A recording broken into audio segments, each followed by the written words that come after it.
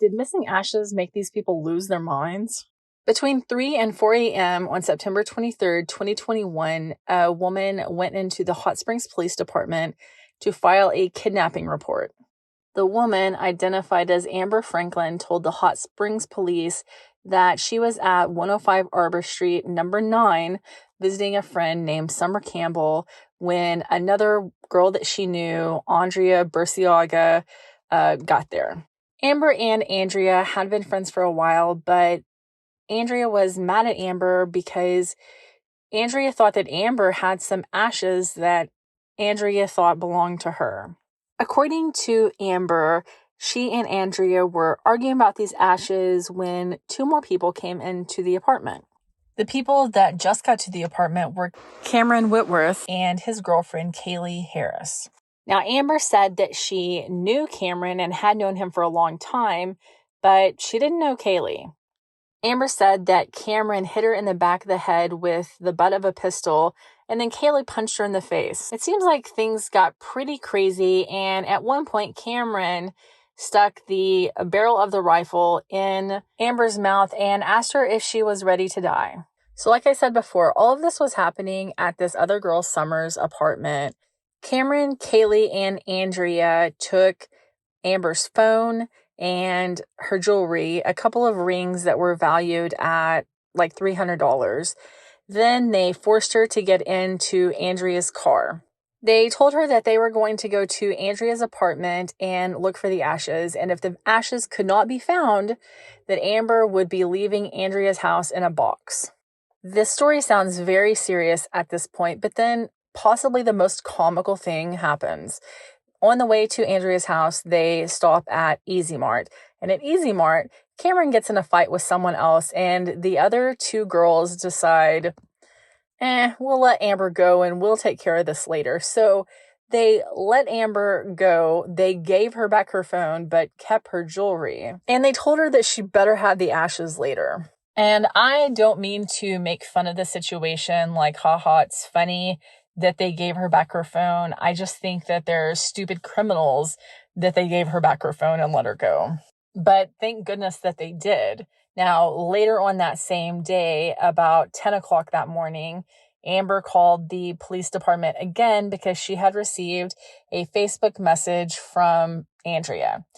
And the Facebook message that Andrea sent to Amber said, "Bitch, if you think getting pistol whipped and the barrel of a gun shoved down your throat by the 4 of us last night, wait and see what we do next. And I promise you this much, if I find out you snitched and talked to the police about anything that happened last night, you will be the next box of ashes someone is looking for."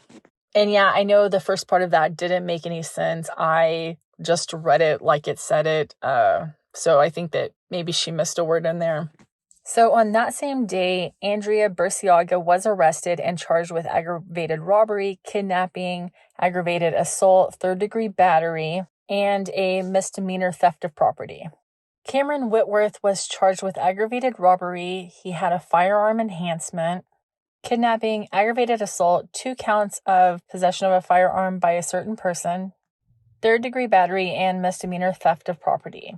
Cameron was also charged as a habitual offender. Kaylee Harris was charged with aggravated robbery, kidnapping, aggravated assault, 3rd-degree battery, and misdemeanor theft of property. I'm not at all trying to advocate for the offenders or anything like that in this case, but I do want to say it seems like the thing that they did that really cemented their fate was Andrea sending that message, right? Because then there was a trail and admission that did happen. It looks like the battery charge was dropped beforehand, but Andrea Burciaga did end up having a jury trial, and she was found guilty on all of the remaining charges, the 4 that remained.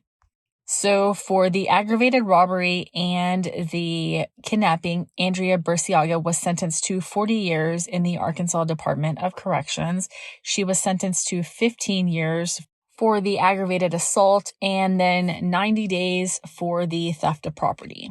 The jury did recommend that those sentences be ran consecutively.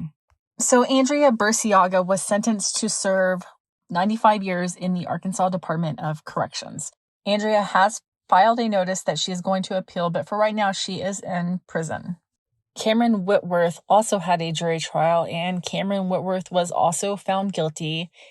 He was sentenced to 30 years in prison for aggravated robbery, 15 years for kidnapping, 12 years for aggravated assault. He was acquitted of the third-degree battery. He was sentenced to 15 years for being a certain person in possession of a firearm, and he got 12 months for the theft of property. The jury also requested that Cameron's sentences run consecutively. So if I'm counting correctly, Cameron got 72 years in prison. Cameron is currently being held in prison, but he also has begun the appeal process. Kaylee Harris's charges are still pending. So yeah, I think I'm going to follow this to find out what happens to Kaylee Harris and how Cameron and Andrea's appeals go. That's quite a sentence for Andrea and Cameron both, but both of them have been in prison before, so maybe that is something that contributed for sure in Cameron's case, but possibly also in Andrea's.